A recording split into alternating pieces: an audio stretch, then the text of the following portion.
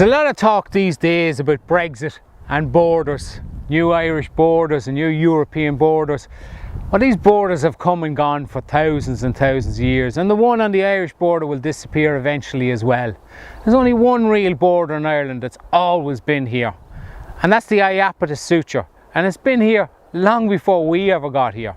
In fact, it's about 400 million years old, and it runs all the way from Drogheda on the east coast, right across Ireland to the mouth of the Shannon and the Atlantic Ocean on the west coast.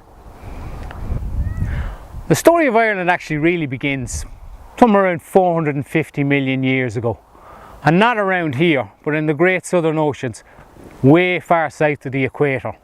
And back then, the north of Ireland and the south of Ireland were separated by a massive ocean, the Iapetus Ocean. And it's over the space of about 50 million years that the two sides of Ireland slowly started to close in together, finally closing together about 400 million years ago to create what we know today as the Iapetus suture.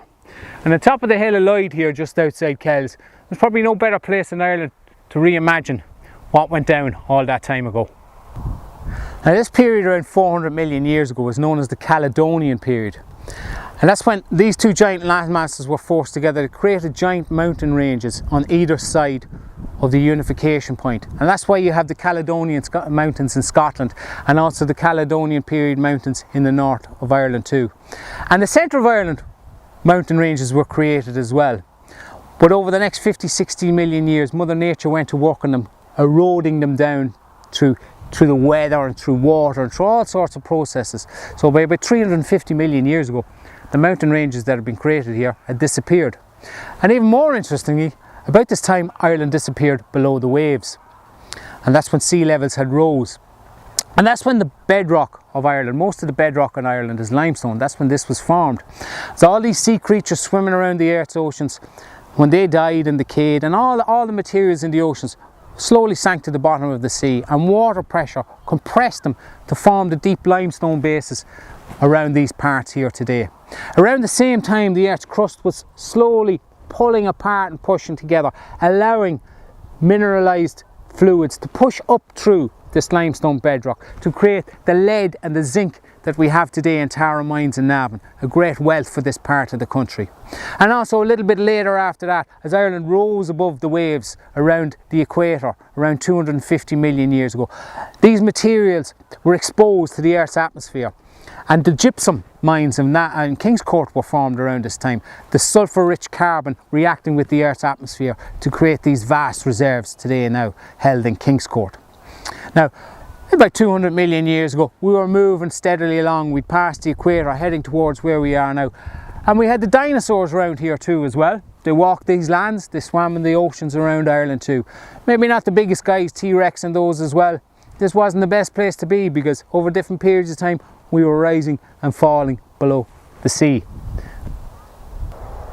So by about 200 million years ago, the heaviest lifting had been done. But the landscape we see today was absolutely nothing in comparison to back then. And a lot of the dressing had to be done.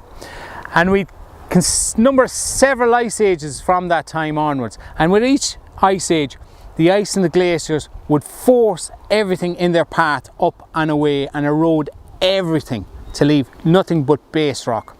The last ice age maximum was about 22,000 years ago, when most of Ireland, apart perhaps from a small piece in Munster, was covered completely with ice. And when these glaciers moved forward from the north, moving southwards, they eroded everything in their path, including creating the Blackwater Valley that we know today. These giant glaciers full with rocks and all sorts of other materials scooped out Lough Ramor and scooped out the Blackwater River Valley as far as Carnaross and created a river channel there. So when the ice began to melt, this river channel quickly filled to create the Blackwater River Valley today. But when the ice melted, it did something much more important as well. All the materials that had been collected up into this ice, which may have been up to a mile high where we stand here around Kells, when this ice melted, everything within the ice was deposited where it was. And this is where we got our soil today. The deep limestone bedrock was covered by 6 to 8 to 10 metres of rich soil which had been forced down this direction from the north of Ireland by these glaciers to give us a beautiful rich soil we have today. But by the time the ice melted, what did we have? We had nothing but soil. So what happened after that? Well, about 12,000 years ago, by the time the ice had finally melted, this looked like northern Scandinavia. It was a kind of a tundra system where you had snow most of the year round on the ground and a frozen layer of soil, which meant nothing could really grow for very long. Well, once the temperature started to rise about 10,000 years ago, this dramatically changed, and within a few hundred years this entire countryside and most of Ireland was covered in trees, from one end of Ireland to the other, dense forests. Now, our local inhabitants had reached here by then. There was people hunting around Kells around 11,000 years ago, hunting the great giant elk. Now, the giant elk disappeared as the forest grew. The big antlers, they couldn't really move around these forested areas. But the people themselves settled as hunter-gatherers and moved through these forests for a couple of thousand years, happily living quietly and peacefully with plenty of natural resources to get on with. But then about 6,000 years ago, in the early Neolithic, we got a new set of Irish citizens. These were the farmers who had come from Eastern Europe into Central Europe and Southern Europe towards Britain and Ireland. And when they arrived, that meant the end for the trees. Vast swathes of forests were cut down to create the beautiful agricultural lands we know today. And they've been with us for the last 6,000 years. And we're dependent on these soils, and always have been dependent on these soils for the welfare of Ireland and its agricultural economy.